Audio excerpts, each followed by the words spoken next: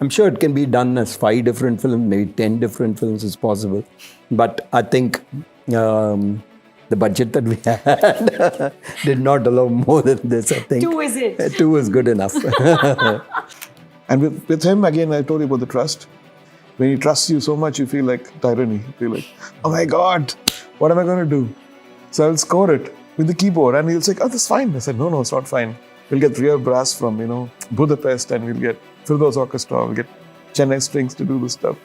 It's sounding good. Why is he doing this stuff? And then when you think you haven't hit it is when he's like already moved from behind the camera. It's a cut and he's gone. And you're like thinking that worked, like what happened? But he knows what he got. And it's just about keeping that search. I never scream. I never scream? I started screaming. No. You started screaming? Yeah. So lovely to have the three of you on Film Companion. Congratulations on PS1. This trailer is spectacular. Cannot wait to see the film. There's also other things to celebrate. It's 30 years of Mani Ratnam and A.R. Rahman. Yeah.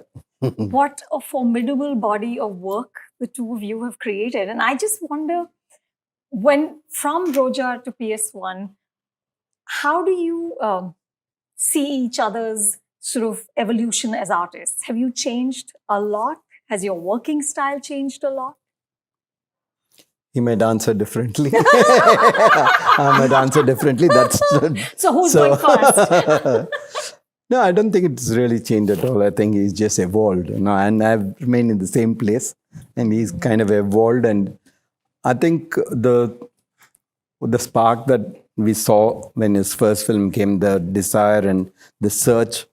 I remember first in Roja when he did compose a tune and gave it to me, and it was just outstanding. And if you tell him it's outstanding, it's not enough. He'll keep at it, and that hasn't changed at all. Until today, it's the same thing. I think the kind of work that he's done for PS1 and this background score that he's done Amazing, is just outstanding. Yes. Yeah. And do you find him changed in any way? No. I mean, it's... 3 decades later, you're both the same. Yeah, I think we were both searching for the same thing. Which is what? Excellence and imagination, always. How lovely. And, when we know that, the commonality is that. And so when he trusts me so much, that's tyranny for me. So I get, oh my God, what do I do? I don't think he'll just throw it on my face. I can't give this. So I do my censorship before I give it to him. And sometimes I just give him like vocal note. I'm on flight. Hey, how about this tune, sir? I like this. So recently I scored like a 6-minute sequence in the movie. And I was like really proud of it. I'd done, like 40 different parts and strings and brass and percussion. I said, man, I've just synced it and nailed it. And they said, what about this 3 months back you gave a tune? Can you put that? I said, oh my God. So I had to throw it all. And he was right. Because it was generic, what I did. And then he had a purpose in bringing that tune into that. So he has that objective vision about even music. So I trust blindly. I'm ready to throw anything for us. And sometimes I say, like, did you miss this? So Nenjikula, which is a big hit, I thought he was going to pick it up. He didn't pick up. He picked up Moongil Totem. Then I said, why don't you pick up? So he picked up both the tunes, which are meant for one situation. It's also 25 years of Aishwarya and Mani Ratnam. Iruvar was in 1997. You're counting. I am not. But how amazing that three of you have such an enduring journey. You, of course, have always called him Guru, right? Absolutely. What is it that he does that other directors don't? I trust. Exactly like Rahman says. Yeah, and that's scary. It's just, it can't be put down to words. Firstly, like he just mentioned earlier in another interview, which is a fact. I have been an admirer of their work, right? So, as millions. And to have gotten the opportunity when finally I, as a student the night before, and then that Miss World and all that just happens. And then, you're all along, you're being courted, you're being, kind of invited into the industry. by very, very respectable directors, and it's all there. But then I know my truth, and I know that I'm coming into this world of cinema, where it's not a fly by night thing for me. It's not about the glitz and the glamour, and it's not about the peripherals. It's about belonging to this world that I respect, the creative, forces that come together and create this magic in. And I want to contribute. I want to be part of this as an artist. And it involves learning. I'm forever a student till this minute. And that was my beginning. And then to have got the opportunity of even a call from him, I was over the moon and all. Again, these are all like trivial words to actually express what I was feeling. And then he wonderfully said, Iruvar, your role in this is not a launch film. I'm not launching you. And this is not about all that. These are the characters. This is what you'll be saying. This is the movie I'm making. And I was like, yes, I want to be part of a Mani Ratnam movie. Manisa, this film is, of course, a sort of Herculean labor of love, right? And expectations are massive. It is arguably the greatest novel in Tamil literature. I was speaking to a colleague who writes about Tamil cinema, and she was saying that her and her friends actually went on a PS1 sort of traveling tour because you go to the locations that are mentioned in this novel, right? The fandom is so frenzied. And yet there is a part of the country, this part of the country, where we're not so familiar with these characters, with what happens. How did you wrestle with that? Creating a work of art that pleases the purists, but also seduces the rest of us. I think it was there in the book. It's there. I think it's there. You don't already. have to know. You don't have to know. People who have become big fans of the book, before they read the book, they probably didn't know that much about Cholas either. This opened the doors and made people more aware of it, and then they started picking up more. So this, in a lot of ways, the book has been path-breaking. It's kind of blended fiction and history very, very well in Tamil. So I think it's, if you're true to the story, if you're true to the period and convert it, genuinely, then I think it's open for anybody. It's cinema, and it's a story. It's about characters. It's about a period of Indian history, and some of the characters were real, and we see how they get formed. Do you agree with the label Tamil Game of Thrones? No. No, one's going for that one. No, this is a very original script. Because right. But I think, meaning in the sense it's a quest for power. And the sort of twists and turns and the betrayals and the treachery and all of that. Maybe Game of Thrones is a English Ponniyin Selvan. That's right. I love it. Achha, let's talk about Nandini, who's such a beguiling, complex, ultimately sort of tragic figure, in a sense. So human, no? So human. So human. What she wants, why she's angry. I heard that Rajni sir at the audio launch or the trailer launch said that the film should actually be called Ponniyin Selvi because she's the hero, right? But she's also the antagonist. There are many other characters who call her a she-cobra. And I'm like, wow, who is this woman who's sort of wielding her beauty as a weapon? Like, how did you get into her head? Wow, who is this woman? Mani sir, let's discover her together. That's precisely She sounds it. so fascinating. That's precisely it. And discovering her together through his vision was just, I think, as an artist, it's fulfilling to get the opportunity to essay a character like Nandini in a Mani Ratnam movie. A special experience for an artist.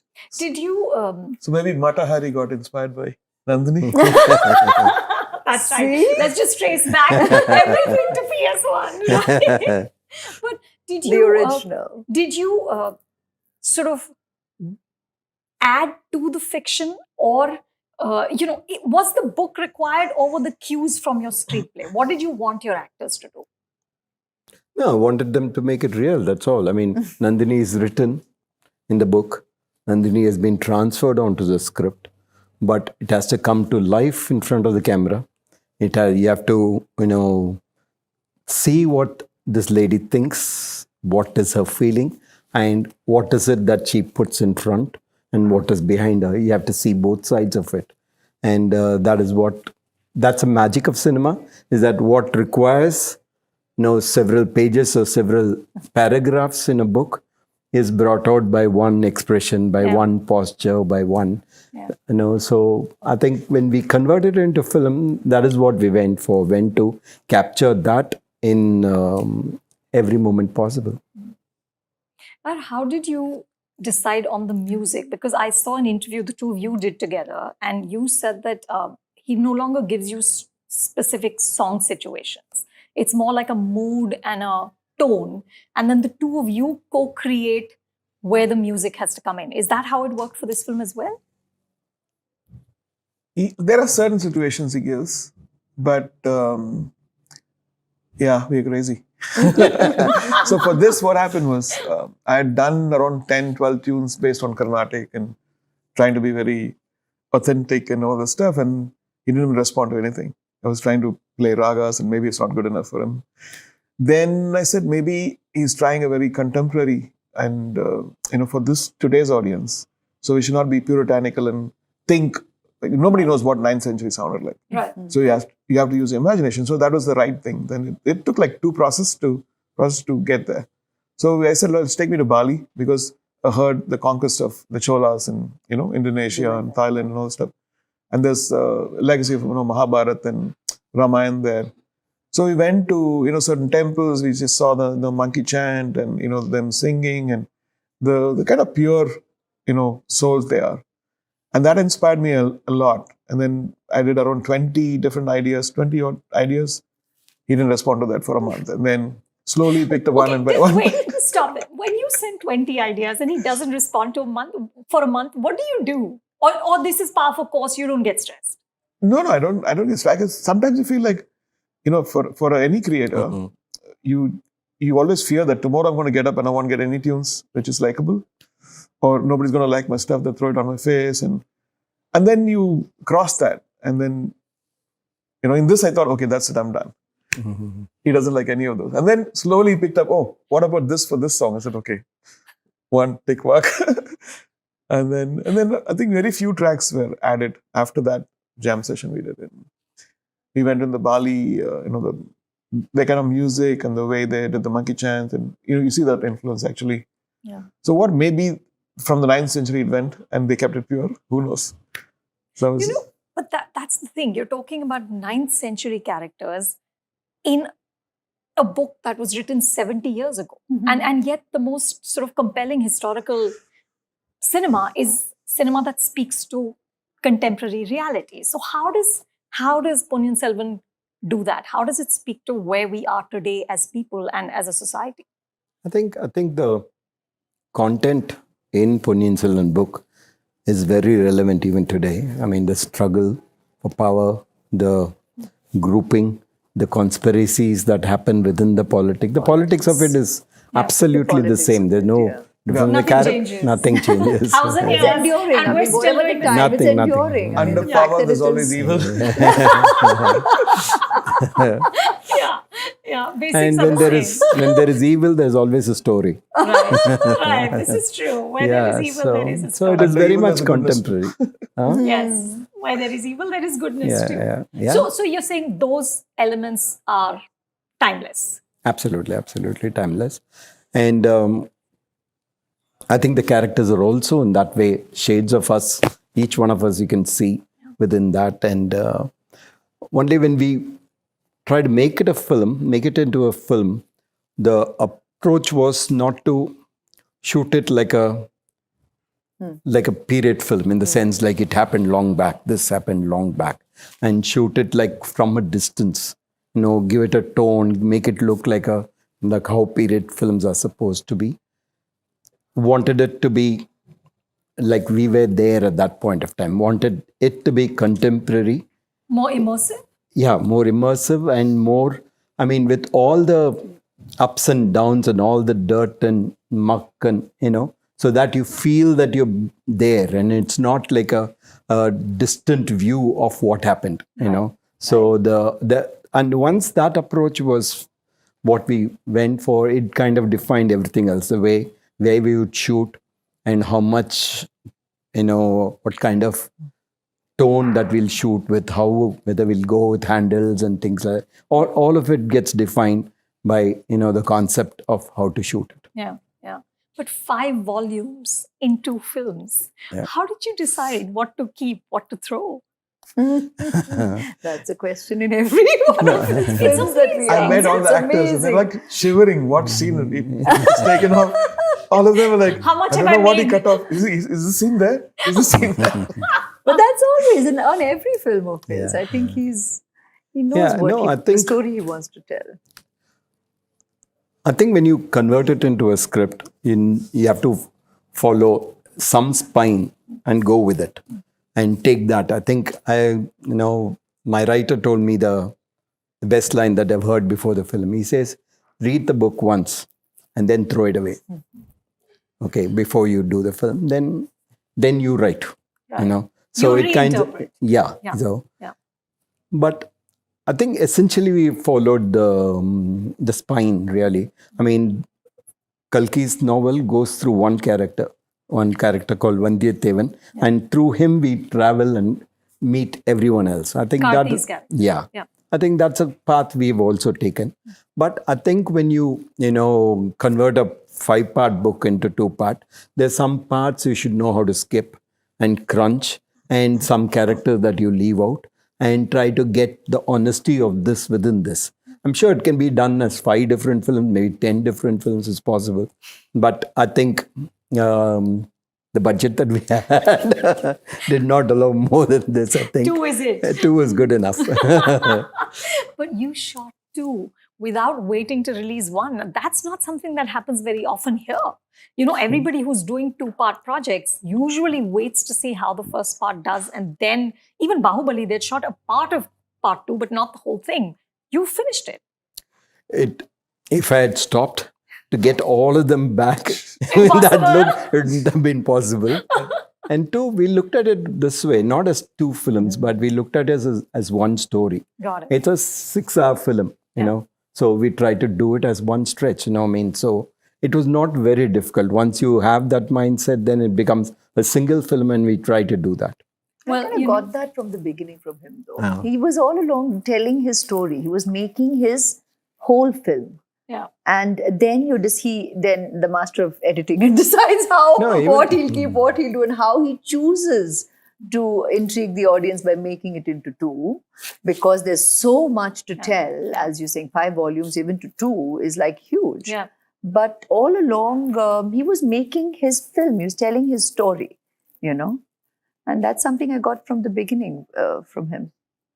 That's fascinating. I mean, to stay sort of the course for 150 days and just keep going. And maybe you should look at, once part 2 is released, sort of do the 6-hour cut.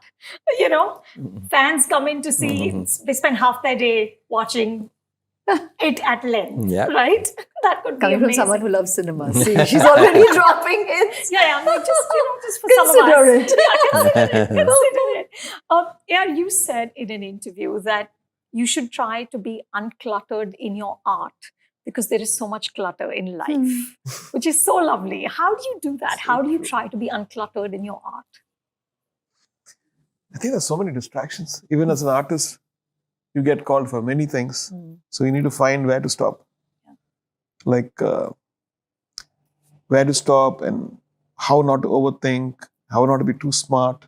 Too smart actually against spots. So you have to leave certain things to chance, to nature, to the universe, to God, to sort things out. So just be on your mission. Like the Gita says, do your karma. Rest, leave it to. And I love that. And I feel like sometimes people say, hey, this movie is a very small movie. Why are you so working so hard? But my work. But I think 30 years later, who knows who's going to hear this? But if I feel like this is less or this is more, I'm not being true to my work. And even if one person sees, one person hears a song, you should feel my sincerity. You should feel the team's sincerity. And with him, again, I told you about the trust. When he trusts you so much, you feel like tyranny. You feel like, oh my God, what am I going to do? So I'll score it with the keyboard, and he'll say, oh, that's fine. I said, no, it's not fine. We'll get real brass from, Budapest, and we'll get Firdaus Orchestra, we'll get Chennai Strings to do this stuff. It's sounding good. Why is he doing this stuff? I said, but then with today's technology, the more sometimes less is also very more. Yeah. The more is about quality, about even bit rate and how we record and frequencies, so people notice all this stuff because now it's very explicitly clear. Yeah. So you just stay the course and don't put value judgments on any project. It doesn't matter budget, stars, nothing. It's all equally important. Absolutely. And people like him, if you do 1x, they make it look like 10x or 100x. So it's convenience for us. Yeah. He's just a nice guy. No. Says nice things. Okay, let me tell you. So now she comes into the project with the respect as a guru. Yeah. Right? So now I got a song and she lip syncs it. It goes 50x. Yeah. Right? So it depends. The song can be sung by anybody. It could be lip sung by, people do all this stuff. So that's what I'm talking about. So when somebody's searching for excellence, your work gets in multitudes. I mean, you get the opportunity to work with talent like this. Your work actually, is even noticed or even appreciated or even analyzed or even critiqued. When you actually get to work with talent like this. So it's all synergy. And, as we listen, as we talk, you keep hearing the core is spiritual connect. It's about staying true. It's about authenticity. It's about being genuine and earnest in your commitment. So, you'll hear these words oft repeated when we speak, but then that's the unifying creative thread, dare I say, where I think the attitude towards our craft is pretty much that. It's about just staying true and being hungry and looking to, if whenever he says that, I did 20 and presented, and then you wait and then you kind of see. We are all doing that on set also constantly. You'll do a take and while you think, that will then, you just get so okay, you haven't hit it. And then when you think you haven't hit it is when he's like already moved from behind the camera. It's a cut and he's gone. And you're like thinking that worked, like what happened? But he knows what he got. And it's just about keeping that search, keeping that creative hunger, whetted, and you love it. You actually, it's very, very satisfying and confusing, and at the same time, it's infectious. It's Somebody great. told me yesterday, all of them are heroes. They all worked as single hero. All of them are joined together with the trust that this master is going to make it. Yeah. No, look absolutely. at this galaxy of stars. Yeah. It's All of them incredible. Look at Each the time we work pressure in that you're faith. putting on me. We work in faith. That's what they said. Yesterday they said that. Only you could have brought them together. That's the journey. It's the journey. And like you're saying, now you're sitting back and you're smiling. Then Jairam, you let the film do what it has to do. Yeah, each one of them. But so tell me, the ultimate compliment from Mani sir is when he's finished and gone on to the next set. He's already moved. Huh. He's already moved Then he on to liked the next shot. setup. You were good. Yeah. It's done. Now he's more indulgent. He's been more indulgent, no doubt. It's very, very see. Now when you get a and all that, you're like flying. It's like amazing. Or he just come in. That's one scene and suddenly from behind there was this. And then suddenly there was a hand on the on the shoulder. You're like, oh my God, he's here. And he's actually just done this. It's amazing. But then I think that's the way we work with your guru, right? You're just waiting to, you don't know when, what, how, and it's just magical when you actually get that, even just the smile and the nod. What he's doing now. Oh my God, that's amazing. The most incredible thing for me is 40 years and still making movies, which is relevant, Yes. which is cutting edge. Yeah. There's so many people who have learned from him. A whole generation. Yeah, a whole generation. Absolutely. And still he Inspired. wants to do it. And that is a statement. And this, And what a movie. And during COVID time. I was just going to say that. Yeah. Under the circumstances, my gosh, to have done this, to made movie, both the parts already. Under the circumstances, He's our was Kurosawa. amazing. Amazing. Kurosawa did it when he was 18. 18. And what a film he did. So tell me, sir, in this making 2 films during COVID, all that you had to deal with, like this galaxy of stars and incredible technicians. Look at the technical crew on this Yeah. film. Did you ever have a day when you felt overwhelmed? Does Manisha ever get stressed? I'm stressed every day. What I'm saying, I'm stressed basically with my work that I start off thinking that I don't know how to shoot this. You think that? I really don't He think. always I, says that, yeah, I which don't know how none to. of us Okay, will you look I at a start camera off. and We you don't say, I believe, don't know but how he to shoot always this. Yeah. says Yeah. that. Always. Sometimes when you start a film, you have no clue how to get into it. I mean, there is a way, and then it leads you. But the same thing happens with the scene. When a scene is there, it's all right to sit on a table and write about it. But you have to get 6 different people to exchange. What do you do? How do you shoot it? So you have to constantly figure a way out, and you have to constantly see that there is something extra that happens, some magic that happens in terms of performance, in terms of the pause, in terms of angles, in some way, that the actors feel that they're in real position and not doing it for the camera. So, I mean, that search kills you. So every film is like, every scene is really, difficult to actually shoot. But if you manage to shoot it and slightly better than what you thought you would, then you feel good about it. But sometimes you don't. When you go back in the car, you realize that you missed one shot. Maybe I should have taken it like that. I mean, that doesn't change. It's there from the first film. But he was incredibly calm during the making of this. No screaming? I can't, incredibly, I'm not about screaming, no, incredibly calm and I never scream. I You never scream? started screaming. no. You started screaming? Yeah. As you expand, the more people, I think that's when they understand, oh, he's not upset. Let's not do that. I have to pretend that I'm angry. That's so funny. You don't I scream. don't pretend.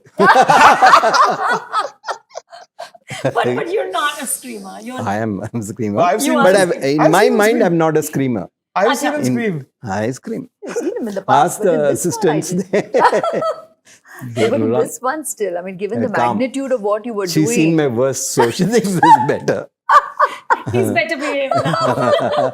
Grown up. No. Well, I live with the ultimate screamer, so I'm sure you're much better behaved. I'm sure you're way more elegant. Okay, last The question. dictionary of bad words. I know poor AR has been subjected, he's No, seen him in full flow, though never at you. He loves you. No, Loves. that was a great experience. Yeah. And he saw the trailer of the film and just loved it. But before I leave, I have to ask all of you, if you were to speak to people in this part of the world, again, people who don't know Ponniyin Selvan, what is the one thing about this story that you love and you really want to share with people? So we'll start with, you've been a fan for decades. Yeah. I think this is an adventure. I mean, this is probably the first adventure novel that I've read in Tamil, in Indian language. And I think it's written so well, so excitingly, that it is meant for cinema. It's a page turner. Yeah, and not only a page turner, it's IMAX. That's what the book says. That this is an IMAX film. Do it like that. No. How wonderful. That's terrific. Aishwarya? You heard it from the master himself. It's like we were saying right from the outset, I think human drama and the politics of the narrative is ever enduring. And to actually go and get an insight into a piece of history and what history, even though fictionalized, is fascinating to see, to experience it in a Mani Ratnam movie, a Mani Ratnam narrative, and with his music to actually evoke that kind of an audience experience in a theater. I think it would just be fascinating to view, experience, and live with this narrative for what it is. In my opinion, I think people lack motivation now. And most of us don't know why we are born. So we look at South India. This movie actually emphasizes on the achievements of your ancestors. Yeah. When you see that, you get inspired. Oh my God, I live in such legacy. What am I doing? I just can't celebrate that legacy. I just want to do something. I think it's going to evoke that passion. And even if you look at cultures, there's a people condescend, okay, you're from South, you're from North, you're from East and West. I think it's so important to revive and show people what we're made of. And this, I feel that this would end all that, divide, and it will help us celebrate each other.